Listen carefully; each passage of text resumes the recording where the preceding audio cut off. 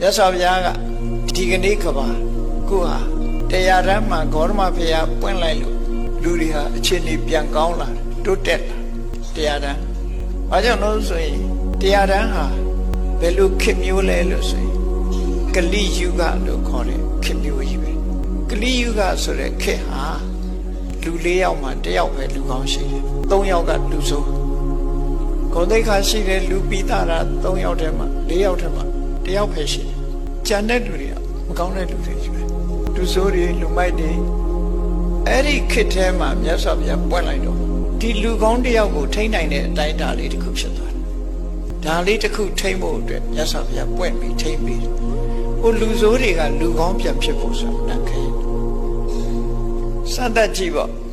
တရသည်10လုံးလောက်ဝယ်မဲ့လေးတွေဝယ်ထားပြီးတော့အဲ့ဒီ10လုံးရဲ့အလယ်မှာတရသည်အပုတ်ကလေးတစ်လုံးထည့်ထားအဲ့ဒီတစ်လုံးကအပုတ်ကလေးတစ်လုံးထည့်ထားတာကိုအကောင်း10လုံးကအပုတ်တစ်လုံးကိုဝိုင်းပြီးတော့တရသည်အကောင်းဖြစ်အောင်လုပ်နိုင်ပါမလားမလုပ်နိုင်ဘူးအဲ့ဒီအပုတ်တစ်လုံးရဲ့နောက်ကိုအကောင်း10လုံးကလိုက်သွားမှာပဲလူလောကရဲ့သဘာဝအဲ့လိုဖြစ်တယ်အပုတ်တစ်လုံးရဲ့နောက်ကို10လုံးကလိုက်သွားအဲ့ဒါကြောင့်အကောင်းဖြစ်ဖို့ဆိုတာမတမခဲဘူးဖြစ်တော့အဲ့တော့ဘသူတွေမကောင်းကိုကောင်းအောင်မလုပ်သင့်ဘူးလားကိုပဲပြန်ပြီးတော့စဉ်းစားကိုပဲပြန်ကြည့်အောင်လောကမှာလူတိုင်း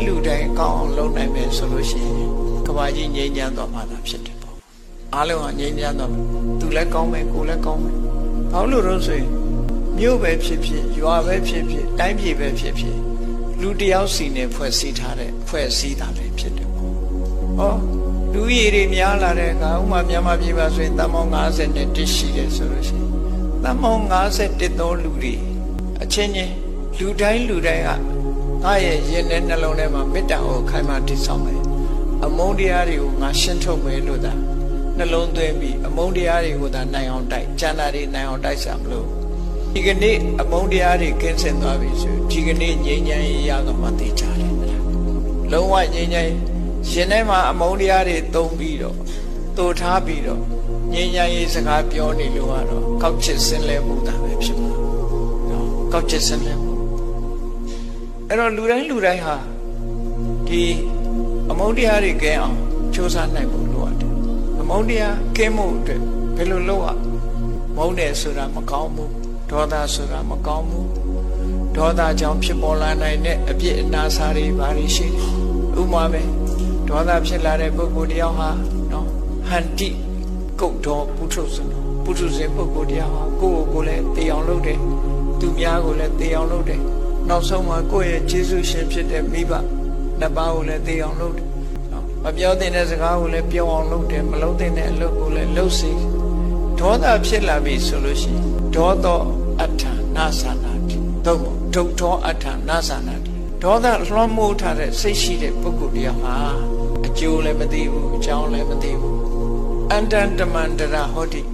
ဒေါသလွှမ်းနေပြီဆိုရင်မှောင်ကျသွားပြီသူမှောင်ကျသွားတယ်ဆိုမမြင်တော့ကမ်းမမြင်လေးမမြင်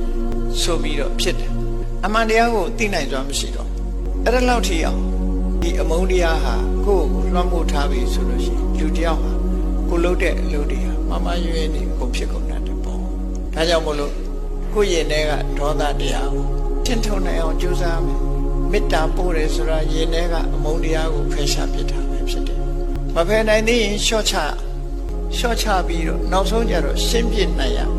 နိလန့်ကဘာတော့ဆိုရင်မေတ္တာပွားတာမေတ္တာပွားဖို့လေးကိုမြတ်စွာဘုရားဟောထားတယ်အများကြီးပဲရှိတယ်